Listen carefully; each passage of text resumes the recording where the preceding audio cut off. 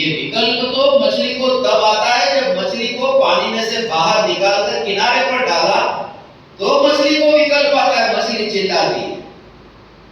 मछली कब चिल्लाती है? ये पानी पानी पानी, ये कब चिल्लाती है? ये बहुत गहरा भाव है भगवान।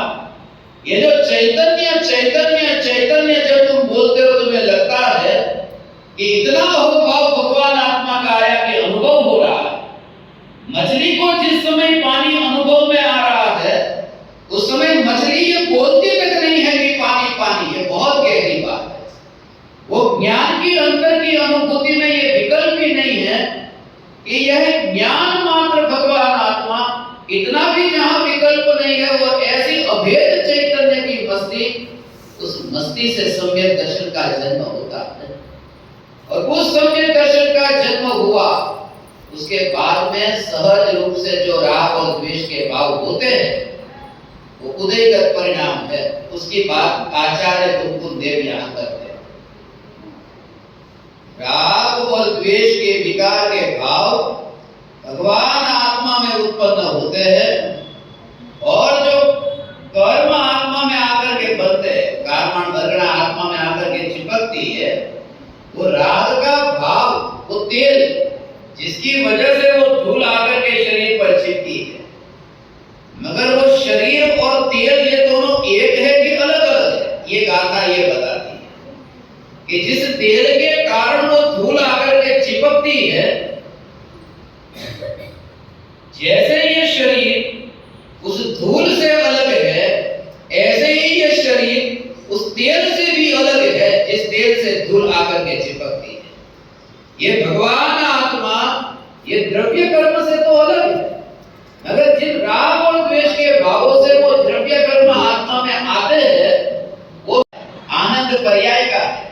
इसलिए तो ध्रुव का आनंद नहीं है, नहीं तो चौथे का, पांचवे का, सातवें गुण स्थान में वो जो निर्विकल्प ध्यान में आनंद है वो बढ़ोतरी क्यों होती है? क्योंकि पर्याय का आनंद है, ध्रुव का नहीं। ध्रुव का तो आश्रय लिया, ध्रुव के आश्रय से पर्याय में अतीन्द्रिय आनंद प्रकट हुआ, वो पर्याय में अतीन्द्रिय आनंद प्रकट हुआ, वो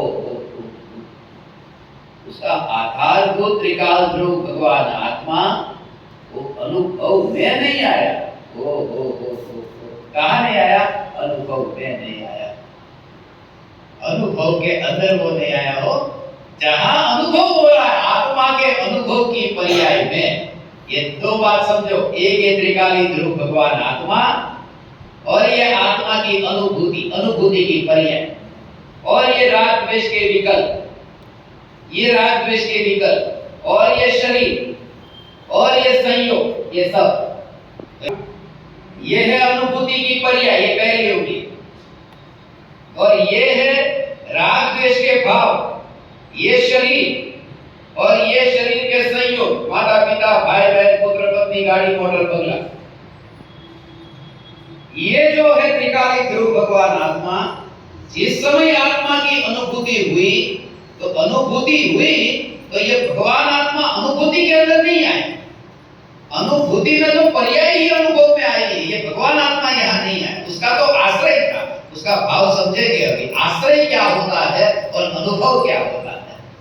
त्रिकाल अंतर से न्यायक देव जब पर्याय में अनुभव में आता है और अतीन्द्रिय आनंद का सागर जो उछलता है, वहां उछलने जैसा कुछ नहीं है, वहां तो निराकुलता का वेदन है, भाषा उछलने की है। ऐसा कुछ उछलना नहीं होता, नहीं तो तीर्थंकर भगवान तो कितने उछल कूद करते, वहां तो अनंत आनंद है, उछल कूद नहीं है, वहां बोलने की भाषा ऐसी है। अज्ञानियों को समझाने के लिए ये भाषा का उपयोग किया। मगर ये जो त्रिकाली ध्रुव भगवान आत्मा, ये अनुभूति की पर्याय, ये दूसरी उंगली पे नहीं आया। तो जो राग का भाव है भगवान की भक्ति का, ये शरीर जो है जो हाथ जोड़कर खड़ा है, या फिर जो ये चावल आदि जो पदार्थ है जो पूजा में वहां चढ़ाए हैं, जो भगवान आत्मा अनुभव में नहीं आता, वो राग में कैसे आएगा, वो देह में कैसे आएगा, और वो चावल में कैसे आएगा? माने ये तीनों जो है उसमें तो अपनी सत्ता को, अस्तित्व को ज्ञानी देखता ही नहीं है। जब कोई पूछे कि तू मंदिर गया था,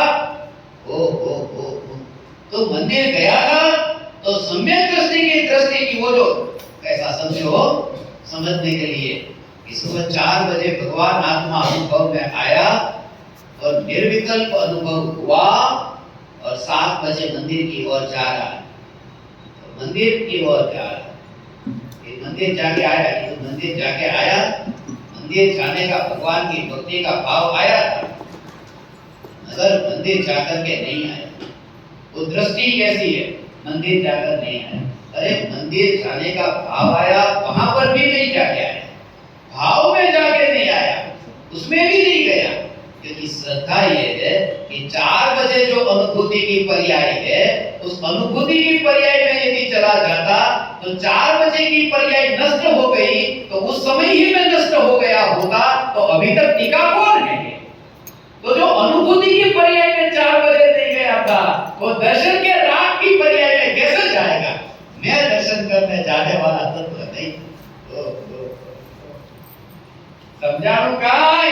ये गुरुदेव की भाषा है, ये गुरुदेव गुरुदेव गुरुदेव गुरुदेव।